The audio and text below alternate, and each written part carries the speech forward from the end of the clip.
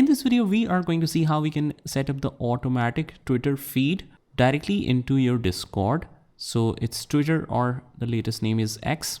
If you want to link that feed into Discord, here's how you can do it. First of all, on the bottom left-hand corner, you see this user settings. Just go ahead and click on that. And from here in the user settings, just click on the connections. And here you can see many accounts that you can link to your profile. If you don't see the list of X here, you can just click on this view more and you will see more apps here. But as you can see, there is X option.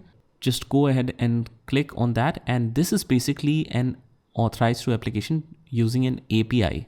So it will link it via API and then it will connect to Discord. So just simply sign in. You need to sign in with either your Google account, sign in with your Apple ID or phone, email or username, and you are good to go. As soon as you sign in, it will automatically connect the automatic Twitter feeds on Discord. And that's all you have to do. I hope you found this video helpful. And if you did, hit the like button and subscribe to our channel, and I will see you in the next one.